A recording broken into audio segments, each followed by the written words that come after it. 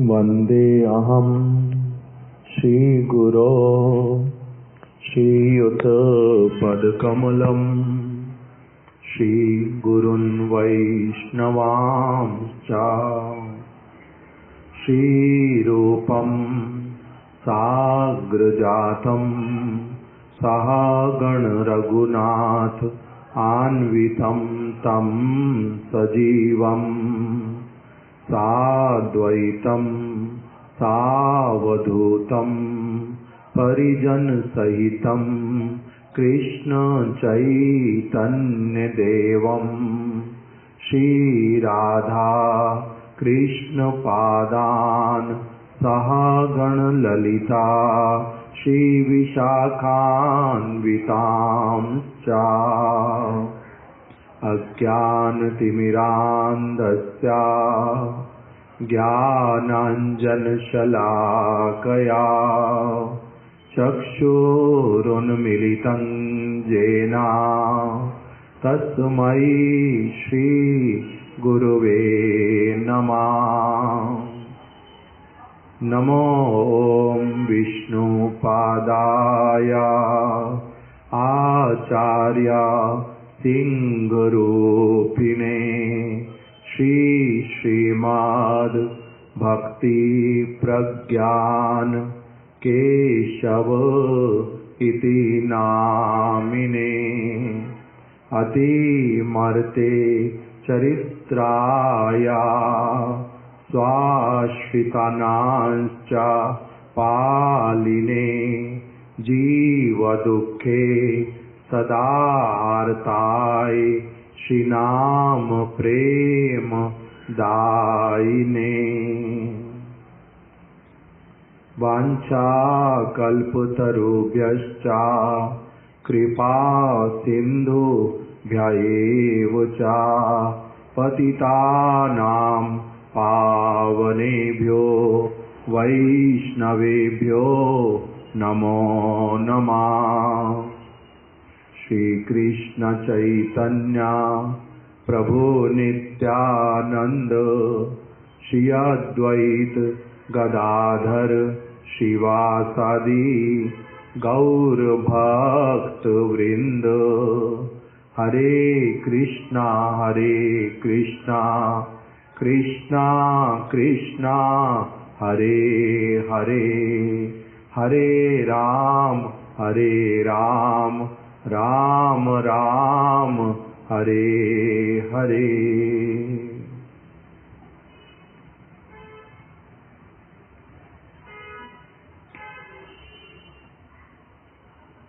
कुछ दिन पूर्व हम लोग हमारे परम गुरुदेव के द्वारा लिखित शास्त्रीय साधु संग नामक प्रबंध उसको हम लोग श्रवण कर रहे थे।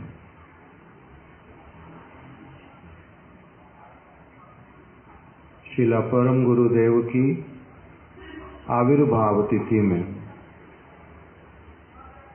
हमने इसको प्रारंभ किया था। उसमें सर्वप्रथम इस प्रबंध के अंतर्गत सर्वप्रथम हमारे परम गुरुदेव ने श्रीला प्रभुपाद जी को प्रणाम करने के उद्देश्य से जिस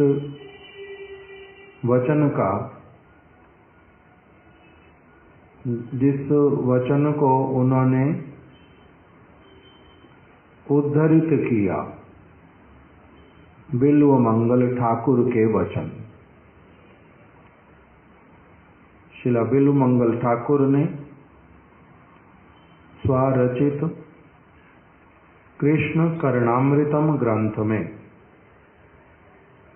सबसे पहले जो मंगलाचरण में श्लोक लिखा था, अपने गुरुदेव श्री सोमगिरी जी के उद्देश्य से उसी श्लोक को ही परम गुरुदेव ने स्वीकार किया और उसमें सोमगिरी के स्थान पर क्या लिखा, सरस्वती। बाकी पूरा श्लोक वही का वही लिया। चिंतामणिर्जयति सरस्वती गुरुर्मे। शिक्षा गुरुश्च भगवान शिखिपिच्छ मौली। यत्पाद कल्पतरु पल्लव शेखरेषु लीला स्वयंवर रसम लभते जय श्री। इस पूरे श्लोक को परम गुरुदेव ने शिला प्रभुपाद जी के ऊपर जो है वो प्रभुपाद जी के चरणों में प्रणाम करने के उद्देश्य से इसी वचन को लिया। बाद में उन्होंने श्री नरोत्तम दास ठाकुर जी के वचन के द्वारा भी अपने गुरुपाद पद्म प्रभुपाद जी के चरणों की धूली बनने की प्रार्थना की। दूसरा श्लोक जो उन्होंने लिया था वो कौन से वाला था? उसमें उन्होंने कहा आद दानं तृणम दंतई इदम याची पुना पुना श्रीमद रूप पदाम्भोज धूरी श्याम जन्म जन्मनि। दूसरा श्लोक ये वाला लिया कि पहले श्लोक में क्या कहा कि जिस प्रकार से श्री बिल्व मंगल ठाकुर जी के लिए श्री सोमगिरी जी, दूसरे श्लोक में क्या कहा? जिस प्रकार से नरोत्तम दास ठाकुर जी के लिए शिलारूप गोस्वामी जी। और फिर उन्होंने तीसरा एक श्लोक लिया जिसमें बतलाया कि श्री कृष्ण चैतन्य आर प्रभु नित्यानंद, श्री चैतन्य महाप्रभु और श्री नित्यानंद प्रभु ने इस जगत में आविर्भूत हो करके सभी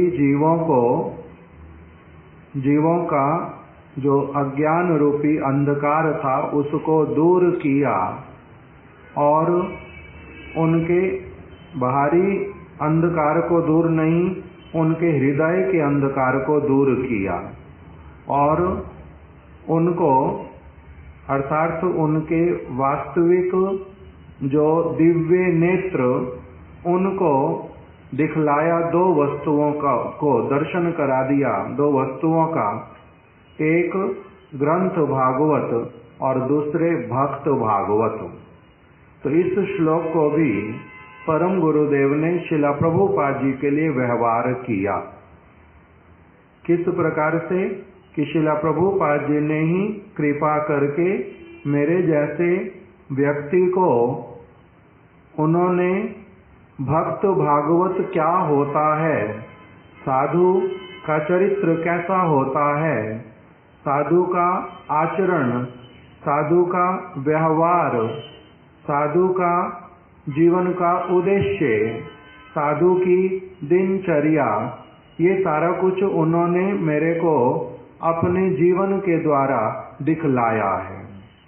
दूसरा, ग्रंथ भागवत को कैसे आदर करते हैं, कैसे उनके वचनों को ग्रहण करते हैं, किस प्रकार से साधु के वचन और भागवत के वचन अभिन्न होते हैं, ये उन्होंने मेरे को साक्षात रूप में अपना वाणी के माध्यम से और अपना संग प्रदान करके मेरे को ग्रंथ भागवत और भक्त भागवत का साक्षात्कार कराया।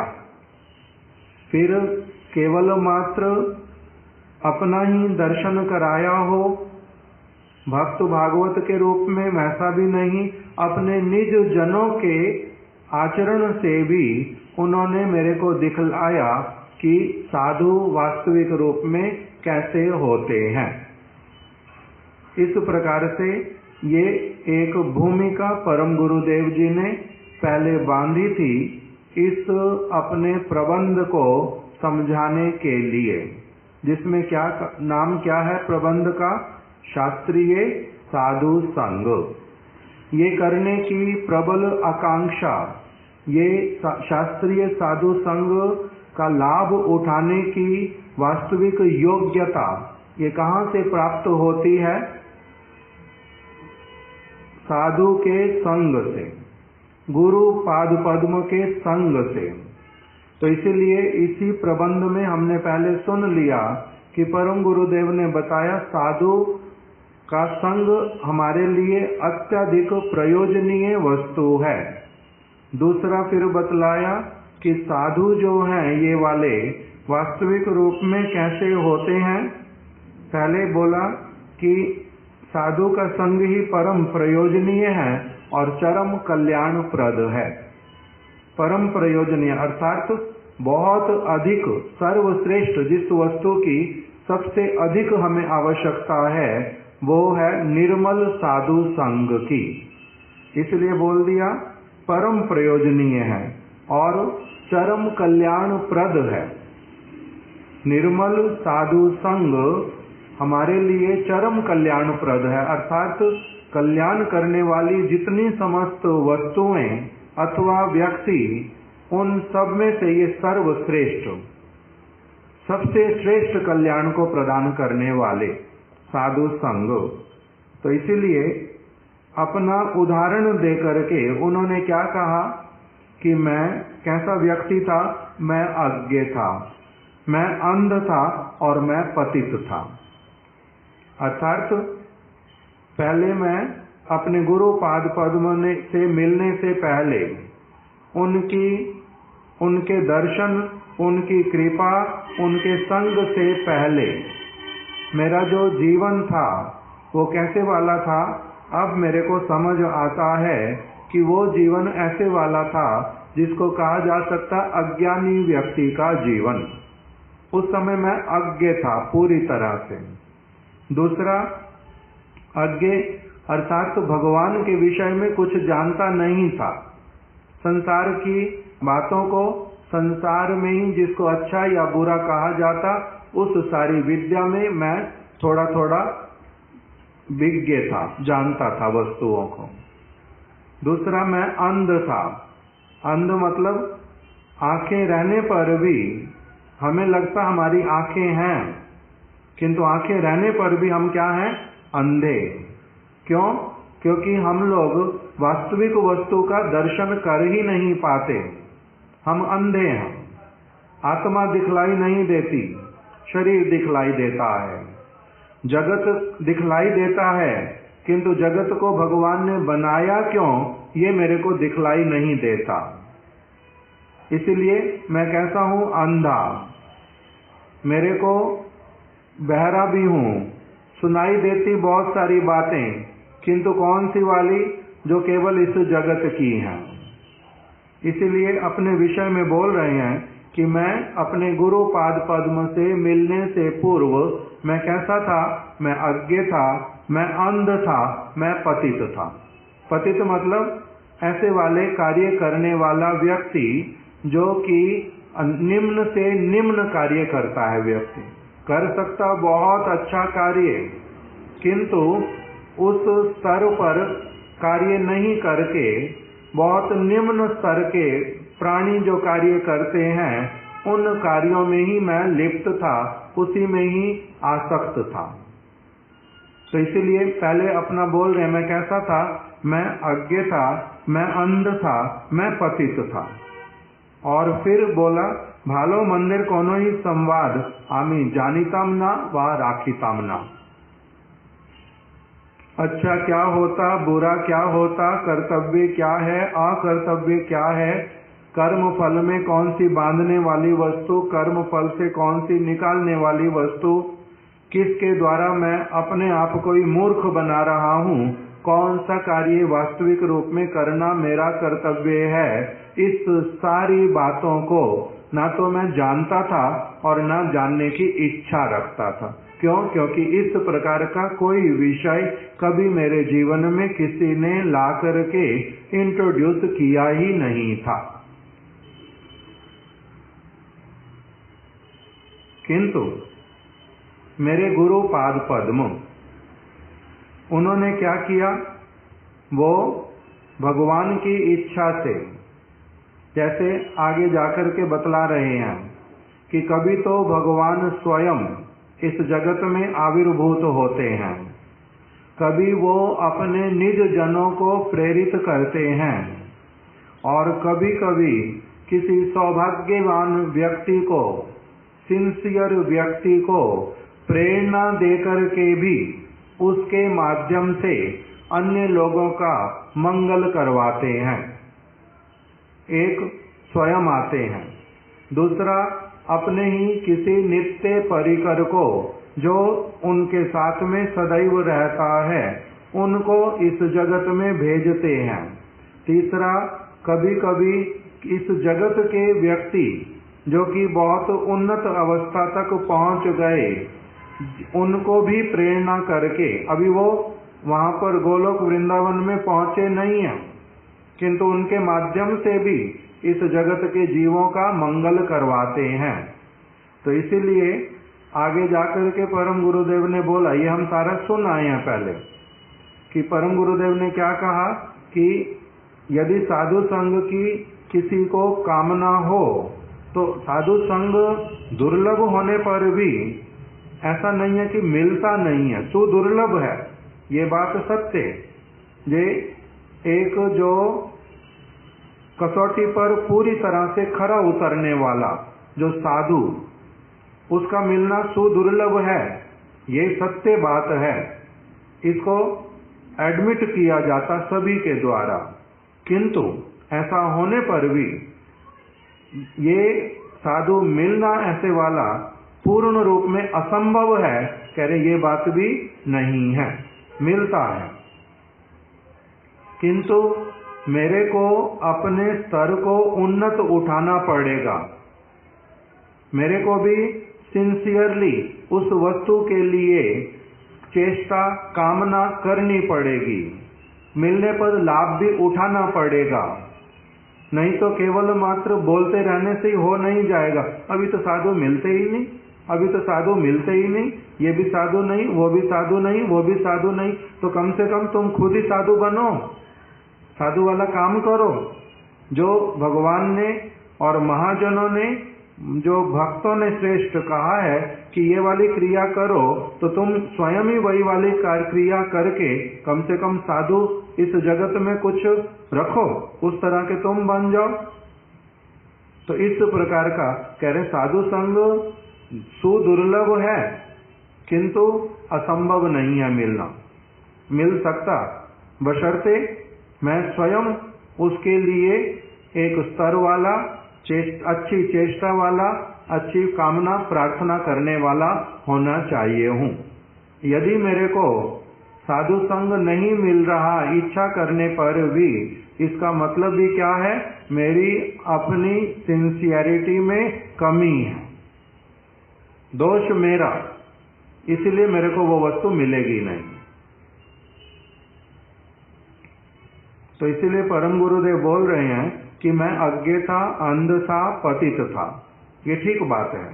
अच्छे और बुरे का मेरे को कोई संवाद नहीं था, मैं उसके विषय में कुछ जानता नहीं था, किंतु मेरे गुरु पाद पद्म वो गोलोक वृंदावन से यहाँ पर आए। कैसे पता चलता कि वो लोग गोलोक वृंदावन से आए हैं? वो गोलोक वृंदावन से आए हैं, ये पता कैसे चलता है?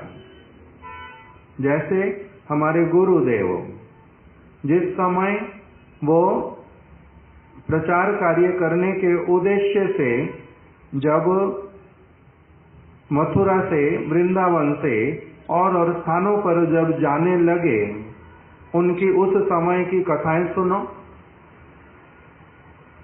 अथवा उससे पहले की कथा इत्यादि सुनो, और फिर बाद वाली कथाएं सुनो।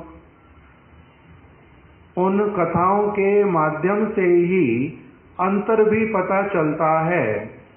जैसे आप 1 महीना वृंदावन में रह करके आओ, फिर जब घर पर फरीदाबाद में आ गए, 1 महीना यहाँ वहां पर होकर के यहाँ पर जब आए, तो 2 दिन, 4 दिन, 10 दिन वहां की बातें बहुत सारी करेंगे, वहां की बातें बहुत सारी, वहां पर ये होता था, वहां वो होता था, यहाँ पर ये खाने के लिए मिलता था, हम वहां वो काम करते थे, इस समय ये करते थे, वृंदावन में ये वाली कथा मिलती थी, वो वाला साधु था, ये स्थान था, सारा कुछ किसका चलेगा? वहीं का चलेगा। आपकी कथा में भी वही आएगा, किसी के साथ बातचीत करने में भी वही आएगा। उसके बाद में फिर धीरे धीरे जिस स्थान पर आए हैं, फिर वहाँ की जो बातें, वहाँ की जो समस्याएं, वहाँ के लोगों की चित्त वृत्ति, उनको उससे ऊपर उठाना है। तब फिर वृंदावन के स्तर तक लेकर के जाना है। तब फिर कथा में दूसरी बातें भी आनी प्रारंभ होंगी। पहले क्या हुआ, गुरुदेव की कथाएं सारी ऐसी कि वो नित्य केवल मात्र किसकी कथा बोल रहे हैं, क्योंकि अभी तक लोगों के पास में बहुत कम संपर्क है, नए लोग मिले हैं, उनके साथ में वार्तालाप क्या करनी है, हम कहाँ से आए हैं, हमारा उद्देश्य क्या है, हम तुम लोगों को दे क्या सकते हैं, हमने अभी तक अनुभव क्या किया है, हमारी दिनचर्या सब समय कैसी रहती है, हम किस प्रकार से गौरांग महाप्रभु का भजन करते हैं, वो सारे टॉपिक मिलेंगे बड़े डिटेल में, जिसमें कि केवल अपने विषय में बतलाते जाएंगे। आपका क्या समस्या, आपका क्या स्तर, आपको इस समय कौन सी चीज देनी चाहिए, वो वाला विषय अभी नहीं आएगा। वो फिर बाद में आना प्रारंभ होता, जब आप डिस्कस करते, जब आप अपनी कमियां बतलाते, जब गुरुदेव के नेत्र में आपकी चीजें पड़ती हैं, ये कहाँ पर आप पड़े हुए और कहाँ पर बाधा कौन सी है आपकी, आप उठ क्यों नहीं पा रहे, तब फिर उसके विषय में वार्तालाप आनी प्रारंभ होएगी। तो इसी प्रकार से कि वो कहाँ पर रहने वाले व्यक्ति कहाँ की बातें करते हैं, वो वस्तुएं पसंद कौन सी करते हैं।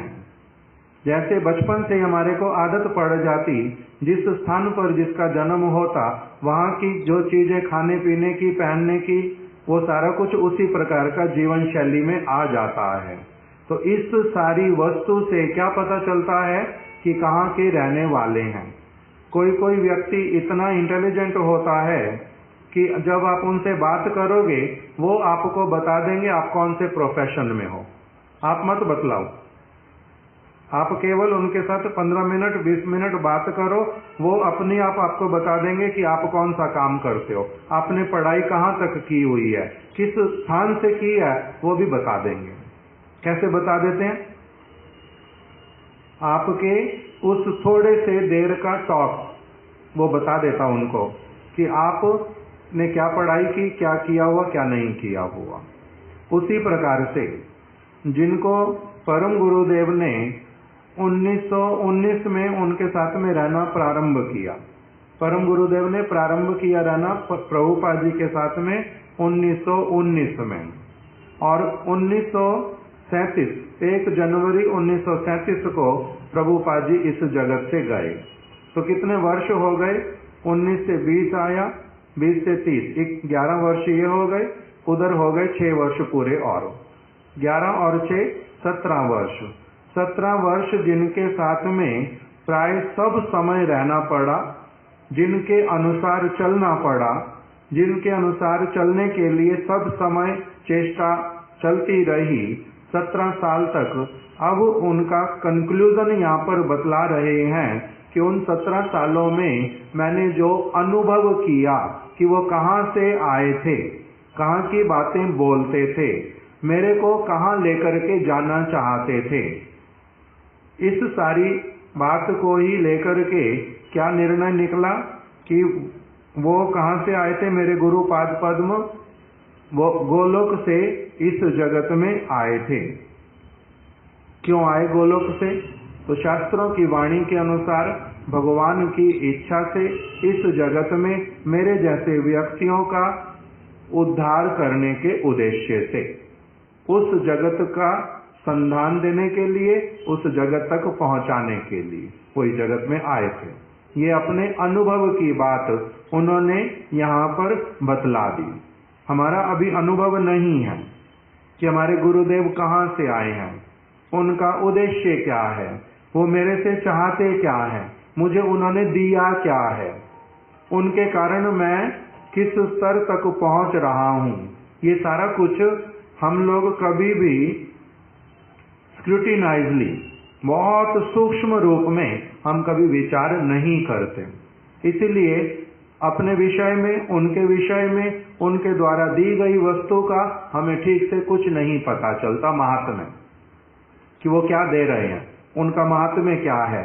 मेरे को जो वस्तु मिल रही, मैं कितना सौभाग्यवान हूं, इन सारी वस्तुओं का मैं कभी भी कोई चिंतन ही करता नहीं। क्यों? क्योंकि मेरा स्तर कैसा है, बहुत निम्न। जैसे बालक बिल्कुल चिंता नहीं कर सकता उसके माता पिता का स्तर कैसा, उनके संस्कार कैसे, उनका इस जगत में प्रतिष्ठा कैसा, वो मुझे दे क्या रहे हैं, मेरा पालन पोषण कैसे कर रहे हैं, मुझे किस रूप में देखना चाहते हैं, ये सारा कुछ जैसे बिल्कुल किसी बच्चे को नहीं पता चलता, उसी प्रकार से बहुत निम्न स्तर वाले व्यक्ति को बिल्कुल भी नहीं पता चलता उनके पिता की स्थिति क्या, उनकी अपनी स्थिति क्या, उनका सौभाग्य कैसा। इसी प्रकार से, किंतु कब पता चलता है? जब वो बड़ा हो जाता, जब उसको सारा कुछ देखना आ जाता है, समझना आ जाता है, तब उसको पता चलता है कि मेरे को कहां से क्या चीज मिली है। उसी प्रकार से अब यहाँ पर जो अनुभव के साथ में पूर्ण उस वस्तु को बोल रहे हैं कि मेरे गुरुपाद पद्म जो गोलोक वृंदावन से इस जगत में आविर्भूत हुए थे, और किसके लिए? मेरे जैसे व्यक्तियों के लिए ही इस जगत में शुद्ध वस्तु को देना और उसके माध्यम से हमारे को भगवान के चरण कमलों तक लेकर के जाना, उनका यही उद्देश्य था। बाद में बीच में और बातें बतलाई कि उन्होंने क्या किया। उन्होंने अभी तो नित्य लीला में प्रवेश कर लिया, बीच में किंतु जो उन्होंने मेरे को अपना संग दिया, उसी के बीच में एक महामूल्यवान जो उपदेश वो उन्होंने कृपा पूर्वक मेरे लिए रख दिया कि ये वस्तु मैं अभी प्रकट हूँ, बाद में नहीं भी यदि रहूंगा नेत्रों के समक्ष तुम्हारे, तब भी तुम सब समय के लिए ये वाला कार्य जो है इसको सबसे अधिक गुरुत्व प्रदान करना। क्या कह करके वो मेरे को गए, कृपा पूर्वक मेरे को इस बात को अच्छी तरह से बतला करके गए कि साधु संग व्यतीत मंगलेर आर कोनो उपाय नाई। साधु संग के बिना मंगल का और कोई भी उपाय नहीं है। साधु सेवा व साधु कृपा छाड़ा भगवद सेवा लाभेर व भगवद कृपा लाभेर अन्य कोनो पंथा नाई। भगवान की कृपा को प्राप्त करने का, भगवान के सेवा को प्राप्त करने का, सेवा और कृपा एक ही कर दिया। भगवान की सेवा प्राप्त करने का, भगवान की कृपा को प्राप्त करने का साधु संग, साधु सेवा, साधु कृपा को छोड़ करके और कोई उपाय नहीं है। 3 शब्द दे दिए, साधु संग, साधु सेवा, साधु कृपा।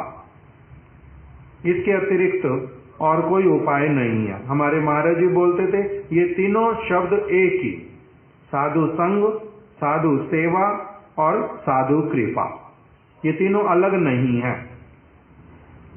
उदाहरण स्वरूप क्या समझाते थे? एक उदाहरण देते थे शबरी वाला। शबरी ने सेवा किया, मातंग मुनि के बोले बिना लकड़ियां ला करके देती थी, उनकी कृपा अपनी आप मिल गई। उन्होंने अपनी आप से इसको संग दिया, बुलाया, पुत्री इधर आओ, तुम नित्य प्रति मेरे लिए लकड़ी लाती हो। साधु किंतु किसी का ऋणी रहता नहीं, मैं भी तुम्हारे को कुछ प्रदान करूंगा, किंतु मैं साधु हूं, मैं तुम्हें दे नहीं सकता और कुछ तो जगत का वस्तु, इसलिए भगवान राम का नाम दूंगा, वरदान दे रहा हूं तुम्हारे को भगवान राम का साक्षात दर्शन होगा इसी शरीर में, तुम्हारी सेवा को भगवान ग्रहण करेंगे, तुम्हारे ऊपर बड़ी कृपा करेंगे। तो उन्होंने, शबरी ने सेवा किया था, उसी के द्वारा उसको साधु संग अपनी आप मिला, उसी के द्वारा ही साधु की कृपा मिली, साधु का वरदान मिला। इसलिए महाराज जी बोलते थे साधु संग का अर्थ क्या होता है? साधु की सेवा करना। साधु की सेवा क्या होती है? एक समय में अलग अलग स्थूल सेवाएं अपने अधिकार के अनुरूप, कभी सेवा करूंगा उनके चरण दबाना, कभी उनका कक्ष सफाई करना, कभी उनके कपड़े धो देना, कभी उनको भोजन दे देना, कभी उनको औषधि दे देना, कभी उनके वचन को सुनना, उस वचन को पालन करने के लिए चेष्टा करना, फिर उनके वचन को दूसरों तक पहुंचाना, उनको भी उनके साथ में संपर्क युक्त करना। तो एक समय में एक ही चीज सब समय चलेगी वैसा नहीं, उसमें भी बहुत सारी चीजें, और ये सारी वस्तुएं अपनी योग्यता अनुरूप जैसे जैसे व्यक्ति अपने स्तर के साथ में करते हुए चलता है, उसी प्रकार से वो क्या करता है? गुरु की, साधु की कृपा को प्राप्त करता है। तो इसलिए साधु संग, साधु सेवा, साधु कृपा एक ही बात है। कोई साधु संग कर रहा, उसमें सेवा अपनी आप नहीं होएगी, कृपा अपनी आप नहीं आएगी, ये होता ही नहीं है। ये तीनों चीजें एक साथ में पूरी तरह से जुड़ी हुई ओत प्रोत हैं। तो इसलिए कह रहे हैं मेरे गुरु पाद पद्म ने मेरे जैसे व्यक्ति को सब समय के लिए ये एक जो महामूल्यवान जो उपदेश वो उन्होंने मेरे को प्रदान कर दिया। क्या कहा? कि साधु संग के बिना मंगल का और कोई उपाय नहीं है। साधु सेवा, साधु कृपा को छोड़ करके भगवान की कृपा, भगवान की जो सेवा, उसकी प्राप्ति नहीं होती। ये उन्होंने मेरे को बतला दिया। ये एक उपदेश हुआ। दूसरा उपदेश उन्होंने क्या दिया? भगवद अनुगत और कृष्णैक शरण जन ही साधु। साधु जिस किसी को नहीं मानने लग जाना, साधु तुम्हारे मन की धारणा के अनुरूप केवल निर्णय नहीं कर लेना। छोटे कपड़े पहनता साधु, कम खाता साधु, अथवा जंगल में रहता तो साधु, अथवा ये किसी बड़े गुरु का शिष्य है तभी साधु, किसी महत पुरुष ने इनको अपना संग दे दिया था, सेवा कर दी थी इसलिए साधु। ये सारे के सारे विचार कभी भी एब्सोल्यूट लेवल पर खरे नहीं उतरते। तो इसलिए वेश से साधु, ज्ञान से साधु, ये सब कुछ नहीं होता। ये सारी की सारी बातें उन्होंने मेरे को बड़े स्पष्ट रूप में समझा दी। क्या समझा दिया उन्होंने? साधु किसको कहते हैं, ये देखने का, ये समझने का, ये जानने का उन्होंने मेरे को प्रशिक्षण दे दिया। भली प्रकार से मेरे को शिक्षा प्रदान की। भगवद अनुगत और कृष्णैक शरण जन ही साधु। साधु कौन है? भगवान के जो अनुगत हैं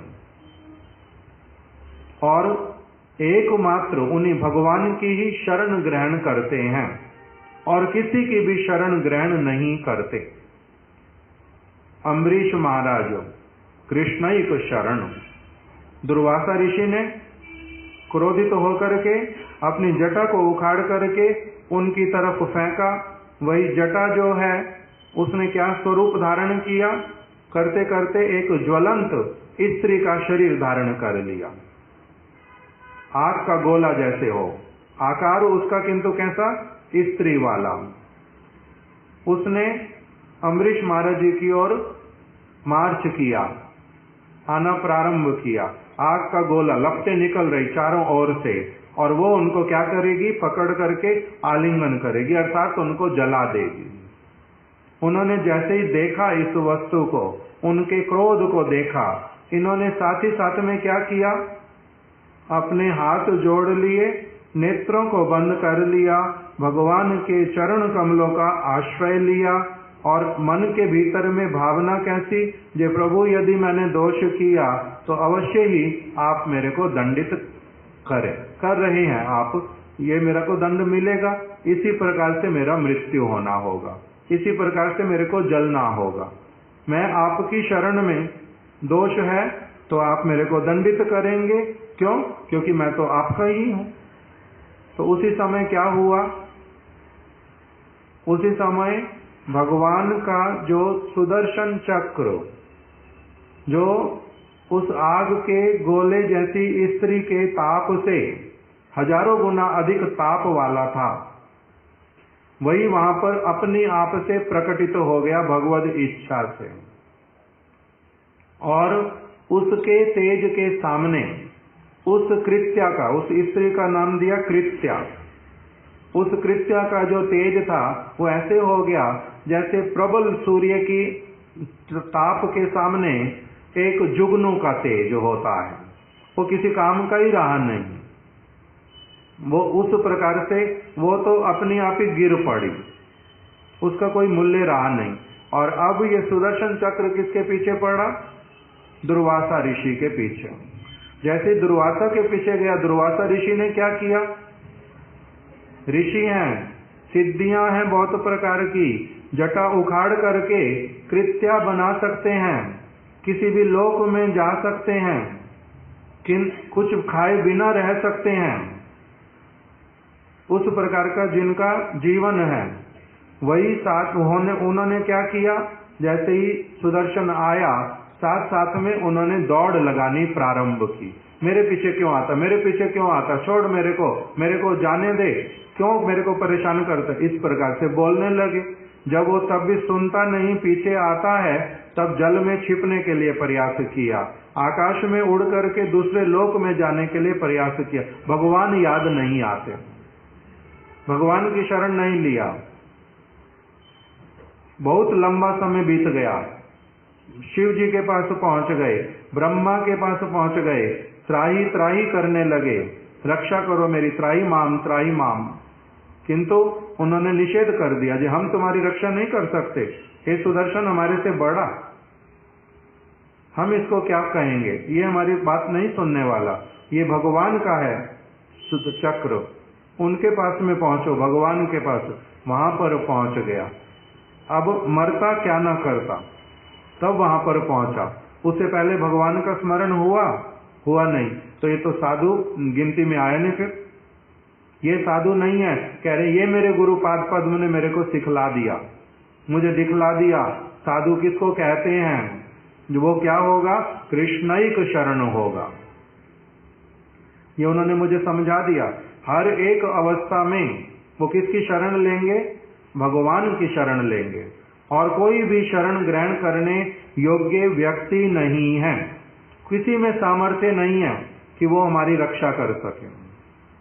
एकमात्र समर्थ, इसलिए बोल दिया भक्त वत्सल वदान्य समर्थ कृतज्ञ। हेनो कृष्ण छाड़ी पंडित नाही भजे अन्य। जो पंडित व्यक्ति होगा, विद्वान होगा, जो जिसके ऊपर भगवान की भक्त की कृपा होएगी, वो ये भली प्रकार से जानता है जो समर्थ एकमात्र भगवान है मेरी रक्षा करने में, और कोई भी समर्थ नहीं है। सारे लोग छोड़ देंगे एक एक समय आने पर, कोई सब समय मेरा साथ नहीं दे पाएगा, समर्थ एकमात्र भगवान। तो इसीलिए जो कृष्णैक शरण, जो इस बात को जानता है, केवल सुना हुआ नहीं है, केवल मुख से बोलता नहीं है, जो इस बात में प्रतिष्ठित है, जो भगवान के शरण में है, उसके अतिरिक्त और किसी की शरण नहीं लेता, वो है कृष्णैक शरण, उसका नाम साधु। दूसरा उन्होंने बता दिया वो कैसा होगा? भगवद अनुगत। अम्बरीश महाराज से भगवद अनुगत, भगवान ने जो जो करने के लिए कहा था वही सारी क्रियाएं करते थे, वो भगवद अनुगत हैं। उनकी क्रियाओं से भी पता चलेगा, क्योंकि जो दूसरा वाला है कृष्ण की शरण ली हुई या नहीं ली हुई, बहुत बार दिखलाई नहीं पड़ता, पता नहीं चलता। मुख से तो कृष्ण कृष्ण बोलते हैं, कृष्ण की ही कथा करते हैं, जैसे गौर किशोरदास बाबा जी महाराज जी के सामने एक भागवत के व्यक्ति ने, भागवत पंडित, वो कथा करता है भागवत की, कृष्ण कृष्ण तो बोलता है, भागवत की ही बात करता है, 7 दिन बैठ करके कथा किया, कैसे पता चले जो ये कृष्ण एक शरण है या नहीं है? कोई विशेष परिस्थिति आएगी दुर्वासा जैसी, तब पता चल जाएगा कृष्ण एक शरण है या नहीं है, किंतु सब समय तो पता चलेगा नहीं। तो फिर कहते सब समय कैसे पता चले ये व्यक्ति साधु है या नहीं है? तो कह रहे हैं वो कैसे पता चलेगा, वो भगवद अनुगत होगा, अर्थात भगवान ने जो क्रिया करने के लिए जीव मात्र को शिक्षा दिया है वो उन समस्त क्रियाओं को करने वाला होगा। वो क्या करेगा? जो भगवान ने कहा करने के लिए, जैसे महाप्रभु ने क्या कहा करने के लिए, साधु संग, नाम कीर्तन, भागवत श्रवण, मथुरावास, श्रद्धाए, श्री मूर्ति सेवन, वो ये कार्य करेगा। फिर महाप्रभु ने कहा कि किसी जीव की हिंसा नहीं करना, किसी जीव के प्रति हिंसा नहीं करेगा, गुप्त रूप में भी कोई कदाचार नहीं करना, गोपनीयते अत्याचार, गोरा धरे चोरी, गलत काम करोगे गुप्त रूप में तब तुम उसके द्वारा भी भगवान के द्वारा दंडित होगे। तो वो गुप्त रूप में भी व्यक्त रूप में भी कभी कोई ऐसा क्रिया नहीं करेगा जो कि भगवान के द्वारा अनुमोदित नहीं है, भगवान के द्वारा नहीं कहा गया। तो इसलिए कह रहे हैं मेरे को उन्होंने ये बात भी बड़ी अच्छी तरह से, जैसे कहते हैं ना कि भैया इसने तो ये घुट्टी पी हुई है। घुट्टी पीना क्या होता है? घुट्टी पीना क्या होता है? पहले एक तरह की दवाई आती थी, उसको बोलते थे घुट्टी। वो पीने पर जैसे अभी वैक्सीनेशन कर देते हैं, या फिर क्या पोलियो का इंजेक्शन लगवा लो, ये लगवा लिया जिसने, उसको पोलियो नहीं होगा। ये इसको कहते घुट्टी पीना। पहले किसी चीज की दवाई आती थी, उसको जब पिला देते थे तब बच्चे को कभी भी कोई विशेष प्रकार का रोग नहीं पकड़ता था। तो कहते इसने घुट्टी पी हुई है अच्छी तरह से। तो इसी प्रकार से कह रहे हैं मेरे को उन्होंने क्या किया, एक बात ये बड़े अच्छे से समझा दी। पहला क्या, साधु संग व्यतीत मंगलेर आर कोनो उपाय नहीं। साधु संग के बिना मंगल का और कोई उपाय नहीं है। और साधु सेवा, साधु कृपा छोड़ करके भगवान नहीं मिलते, भगवान की कृपा नहीं होती, भगवान के साथ संग नहीं होता। ये बात उन्होंने घुट्टी पिला दी इस बात की। दूसरी बात उन्होंने घुट्टी पिला दी किस चीज की, कि भगवान का जो अनुगत होगा सब समय के लिए, लोगों के समक्ष भी, लोगों के बिना भी, भीतर और बाहर, उसका अलग कुछ नहीं होगा। वो एक ओपन बुक होगा, उसमें कुछ भी गुप्त नहीं है। उस प्रकार का जो भगवत अनुगत और कृष्ण की शरण संपूर्ण रूप में लेने वाला जो व्यक्ति, वही साधु है। ये उन्होंने मेरे को भली प्रकार से समझा दिया कि गुरु भोगी और गुरु त्यागी, इनको साधु कभी मत समझना। बहुत सारे लोग हैं वो गुरु भोगी हैं, बहुत सारे लोग हैं जो गुरु त्यागी हैं, इनको कभी भी साधु मत मानना। साधु ही साधु है, गुरु भोगी गुरु त्यागी। इसके लिए हमारे परम गुरुदेव बहुत बार इस बात को बोलते थे। इसीलिए श्रील स्वामी महाराज जी ने, जब हमारे परम गुरुदेव ने अप्रकट लीला किया, उन्होंने त्रिविक्रम गोस्वामी महाराज जी के नाम पर एक पत्र भेजा था सियाटल से, जिस वहां पर उस समय वो वहां पर थे, अमेरिका में सियाटल में थे। वहां से पत्र भेजा था श्रील त्रिविक्रम गोस्वामी महाराज जी को। वो हमारे कृति रत्न ग्रंथ में अभी छपा हुआ। उसमें उन्होंने लिखा परम गुरुदेव के लिए, त्रिविक्रम महाराज जी को कह रहे हैं कि केशव महाराज, गुरु भोगी और गुरु त्यागी लोकेर जन्ने हस्ते कुठारा गात छिलन। सब समय हाथ में कुल्हाड़ी लेकर के रखते थे गुरु भोगी और गुरु त्यागी के ऊपर आक्रमण करने के लिए। ये विशेष एक समझने वाला बात है कि किस प्रकार से परम गुरुदेव ने भली प्रकार से प्रभुपाद जी से ये सीख लिया कि गुरु भोगी कौन, गुरु त्यागी कौन। गुरु की कैसे सीख लिया उनसे, क्योंकि शिला प्रभुपाद जी वो भक्ति विनोद ठाकुर जी के अनुगत, इसलिए भक्ति विनोद ठाकुर जी के ऐसे बहुत सारे शिष्य थे, उनके अपने पुत्र भी शिष्य के रूप में बहुत सारे थे, जिन्होंने क्या किया था, भक्ति विनोद ठाकुर जी का नाम ले लेकर के वो अपने इंद्रिय तर्पण की सारी वस्तुएं इकट्ठी करते थे। और दूसरी तरफ से कुछ ऐसे लोग भी थे जो भक्ति विनोद ठाकुर जी की बातों को नहीं समझ करके उनको छोड़ करके ही दूसरे संसार में ही चले गए थे।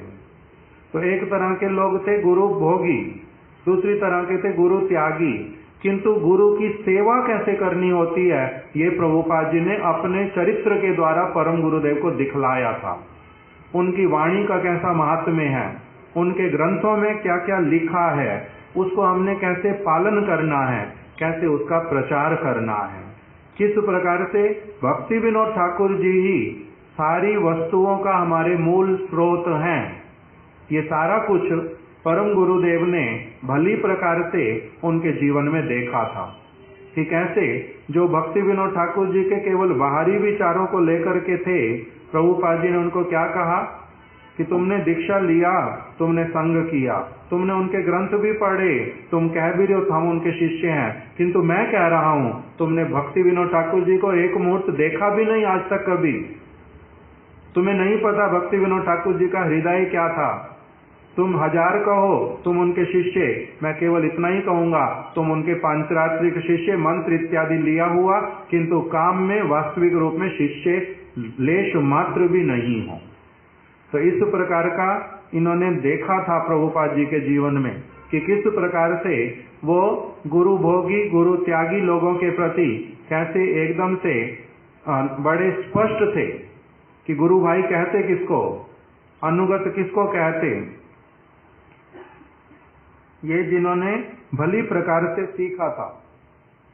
तो इसलिए अभी वो वही बात बोल रहे हैं कि उन्होंने मेरे को ये भली प्रकार से सिखला दिया था क्या कि भगवद अनुगत और कृष्णैक शरण जन ही साधु है। दीक्षा ले लिया तो साधु मानना पड़ेगा, ये बात नहीं। वो उनके कहे अनुसार बाहरी केवल कुछ चीजें करते रहते हैं, इसी कारण से भी उनको साधु कहना पड़ेगा, ये भी बात नहीं है।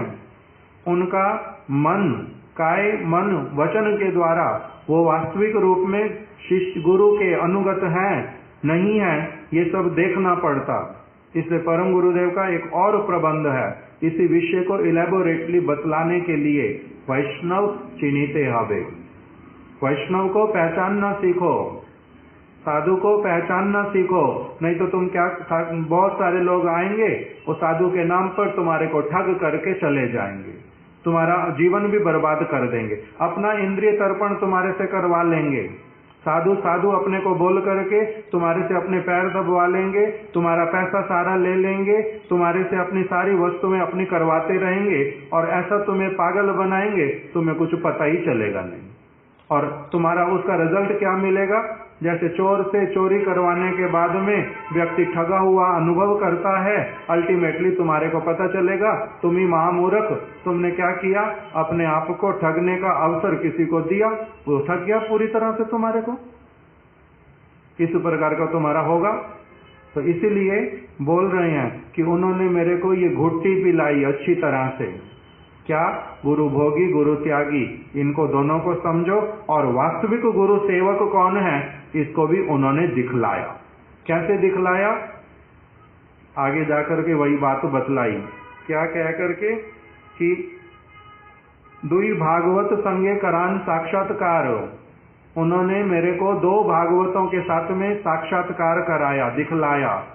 एक अपने आप को भक्त भागवत के रूप में कि भक्त भागवत भक्त सेवक, भगवान का सेवक गुरु का सेवक होता कैसा है, भक्त किसको कहते हैं।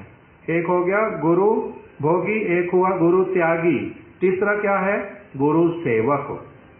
गुरु सेवक किसको कहते हैं, उसका उन्होंने अपने जीवन के द्वारा और अपने वास्तविक अनुगतों के द्वारा मेरे को क्या करा दिया, दर्शन करा दिया। ये साधु हैं। इस नरहरि सेवा विग्रह प्रभु को, शिला भक्ति रक्षक श्रीधर गोस्वामी महाराज जी को, शिला भक्ति दहित माधव गोस्वामी महाराज जी को, शिला भक्ति स्वरूप सिद्धांति गोस्वामी महाराज जी को ऐसे बहुत सारे नाम, शिला भक्ति कमल मधुसूदन गोस्वामी महाराज जी को परम गुरुदेव अपने प्राणों से भी अधिक प्यार करते थे। क्यों? क्योंकि ये लोग कौन है? ये हैं गुरु सेवक। और अनंत वासुदेव, भक्ति केवल ऑडुलोमी महाराज, सुंदरानंद विद्या विनोद, प्रभुपाद जी के शिष्य लोग, वो भी बहुत सेवा करने वाले, बहुत बड़े बड़े विद्वान, उनके लिए कैसे थे? एकदम से ऐसे वाले कि ये महाभोगी लोग, गुरु भोगी ये लोग, उनके बहुत सारे मठ लेकर के, उनका बहुत सारा पैसा लेकर के, उनके नाम को व्यवहार करके ये केवल मात्र अपने मन गढ़ंत चीजें करते हुए चले जा रहे हैं। ये कैसे हैं? ये गुरु भोगी हैं। ये बड़ा स्पष्ट उन्होंने अपने जीवन में रखा। ये कौन है? गुरु सेवक। इनके साथ में मेरा संबंध, ये मेरे प्राण बंधु हैं। इनका भी यदि कोई दोष होगा, कोई कमी होगी, साथ साथ इनको भी बतलाऊंगा कि भैया ऐसा नहीं करो, सावधान, प्रभुपाद जी का विचार ये है। मैं भी अगर कोई भूल करूं, तुम लोग मुझे बताना, हम लोग एक ही गोष्ठी में हैं। इस प्रकार से इनके साथ में संबंध रखा।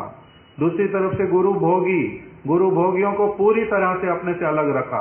क्या क्या करके? कि महाभोगी ये दोष करते, गुरु में ये दोष देखते, ये कैसे उनको जो सेवाएं इन्होंने किया उसको एनकैश कर रहे, जो पैसा मिला कैसे इंद्रिय तर्पण में लगा रहे, कैसे मठ मंदिर की सारी चीजों को खराब कर रहे, ये सारा कुछ ये किसके लिए? गुरु भोगियों के लिए। और जो गुरु त्यागी, कुछ लोग जो न्यूट्रल, सेवा करना नहीं चाहते, जैसे कैसे अपना जीवन चल रहा है, मेरे को तो अपनी सुविधा चाहिए भाई, इस ग्रुप वाले लोग मेरे को सुविधा दोगे तो मैं यहीं रह जाऊंगा, उस ग्रुप वाले मेरे को सुविधा दोगे तो मैं वहीं रह जाऊंगा, मेरे को ये लेना देना नहीं, वो गुरु भोगी तुम गुरु सेवक, मेरे को तो जहाँ सुविधा होगी मैं वहीं रहूंगा। ऐसे वाले लोग, इनको उन्होंने क्या कहा? ये गुरु त्यागी, गुरु की सेवा थोड़ा ना करना चाहते हैं, इनका मुख्य फोकस केवल ये स्वयं है। ये स्वयं बहुत सारी बातें प्रभुपाद जी की लेना ही नहीं चाहते, इस बात को लिया ही नहीं कि प्रभुपाद कह रहे हैं साधु का संग चाहिए। साधु कौन है? वहां तक तो पहुंचो कम से कम, कि वहां तक ही पहुंचना चाहता नहीं। क्या गुरु धारण किया तुमने? इसलिए ये लोग कैसे वाले हैं? गुरु त्यागी। उस बात पे अधिक दिमाग क्या खराब करना, इतना क्या सोचना, पता ही चलता नहीं है। जो है बस अपनी चीजें देखो, जितना कर सकता वही करूंगा। ये कैसे लोग हैं? ये गुरु त्यागी। कुछ तो पूरी तरह से त्याग जाते, कुछ बाहरी रूप में त्यागते नहीं, दिखलाई देता साथ में है किंतु है नहीं, त्यागी हैं वो, गुरु त्यागी। तो ये सारे जो डिफरेंसेस, गुरु भोगी, गुरु त्यागी, गुरु सेवक, कह रहे ये मेरे को उन्होंने भली प्रकार से साक्षात्कार कराया अपने संग के माध्यम से। गुरु सेवक कहते किसको हैं? गुरु त्यागी कौन है? गुरु भोगी कौन है? ये सारा कुछ उन्होंने दिखलाया। अपने भक्ति विनोद ठाकुर जी के शिष्यों में के माध्यम से भी दिखलाया, और उनके पास में ही, प्रभुपाद जी के पास में भी अनेक प्रकार के लोग आते थे।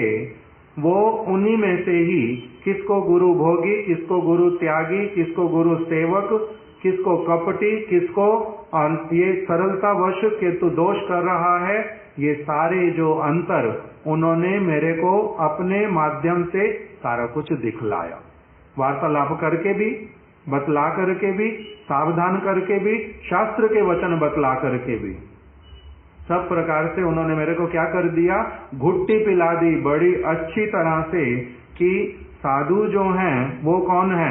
भगवद अनुगत और कृष्णैक शरण, ये साधु हैं। इस प्रकार का दूसरा घुट्टी पिलाया।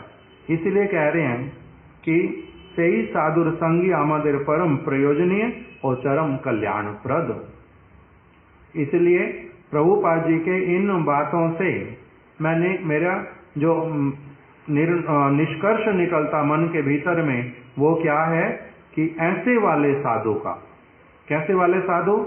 जो गुरु सेवक हैं, जो भगवद अनुगत हैं, जो कृष्णैक शरण हैं, ऐसे वाला जो साधु है, उनका संग मेरे लिए, हम सब के लिए, बोले आमादेर, हम सब के लिए परम प्रयोजनीय है और चरम कल्याणप्रद है। एक कथाए साधु ही जीवनेर जीवन स्वरूप। कह रहे उन्होंने मुझे भली प्रकार से उनकी सारी बातों का अगर निष्कर्ष निकालते हुए मैं बात बोलूं तो उन्होंने मेरे को यही बतला दिया कि ऐसे साधु ही वास्तविक रूप में मनुष्य जीवन के जीवन स्वरूप हैं और कोई भी नहीं। वही आभूषण स्वरूप हैं, वही वास्तविक रूप में बंधु हैं, उन्हीं को ही एकमात्र अपना निज जन मानना चाहिए और कोई भी इस जगत में हमारा नहीं है। तो इस प्रकार से हम इस प्रबंध की अगर गहराई को ठीक से पकड़ेंगे तब हमारे को क्या होगा, परम गुरुदेव का संग, उनका उपदेश वास्तविक रूप में प्राप्त होगा, कृपा प्राप्त होगी। अभी हम लोग इसको कल सुबह आगे और श्रवण करेंगे, आज यहीं पर ही रख देते हैं। शिला परम गुरुदेव की जय, शिला प्रभुपाद की जय, समस्त रूपानुग गुरु वर्ग की जय। वृंदायै तुलसी देव्यायै प्रियायै केशवस्य च कृष्ण भक्ति प्रदे देवी सत्यवत्यै नमो नमः। वाञ्छा कल्पतरुभ्यश्च कृपा सिन्धुभ्य एव च पतितानां पावनेभ्यो वैष्णवेभ्यो नमो नमः।